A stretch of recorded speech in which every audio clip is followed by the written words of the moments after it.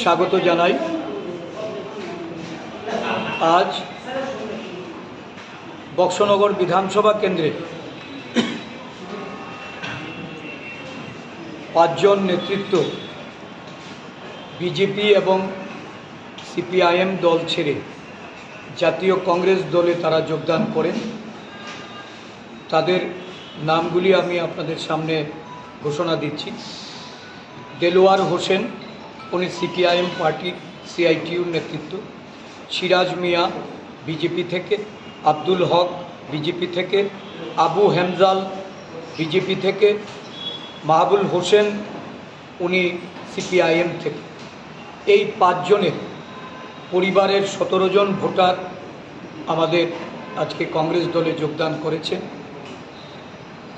ভারতীয় জনতা পার্টির বিভেদকামী, বিচ্ছিন্নতাবাদী এবং সাম্প্রদায়িক যে মনোভাব, এই মনোভাবের বিরুদ্ধে যারা একসময় বিজেপি দলে সামিল হয়ে এই রাজ্যে পরিবর্তনের লক্ষ্যে কাজ করেছিলেন, বিজেপি সরকার গঠনে যারা ভূমিকা নিয়েছিলেন, আজকে বিজেপি দলের প্রতি বীতশ্রদ্ধ হয়েছেন। তাদের জনপ্রতিনিধিদের আচরণ, এই রাজ্যে প্রতিহিংসামূলক রাজনীতি, সর্বোপরি দুর্নীতিতে নিমজ্জিত এই সরকারের বিরুদ্ধাচরণ করে তারা একসময় প্রতিবাদী হয়েছিলেন।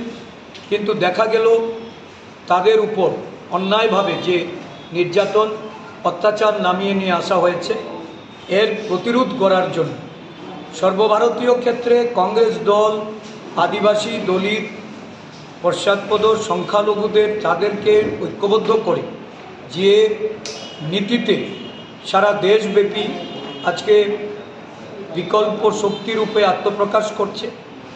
ভারতীয় জনতা পার্টি শাসক দলের বিরুদ্ধাচরণ করে রাজ্যে রাজ্যে লড়াইয়ের জন্য যে প্রস্তুতি ভারতবর্ষের জাতীয় কংগ্রেস দল শুরু করেছে, ত্রিপুরা রাজ্যেও সাংগঠনিক দিক থেকে আমরা শক্তি অর্জন করে আমরা আগামী দিন লড়াইয়ের ক্ষেত্রকে আরও বৃদ্ধি করার জন্য, প্রসারিত করার জন্য আমাদের যে প্রচেষ্টা, এই প্রচেষ্টার সঙ্গে আজকে বক্সনগর থেকে যারা যুক্ত হয়েছেন আমি তাদেরকে অভিনন্দন জানাই, শুভেচ্ছা জানাই।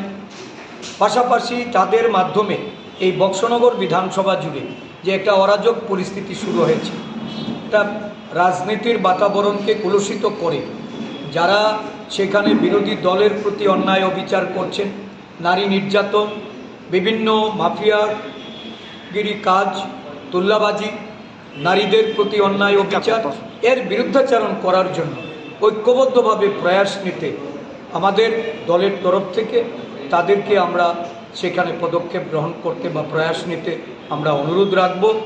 তাদের উপযুক্ত সম্মান দিয়ে দলে আগামী দিন নেতৃত্বের জায়গায় তাদেরকে প্রতিষ্ঠিত করার জন্য স্থানীয় নেতৃত্বের প্রতি আমি আহ্বান রাখব।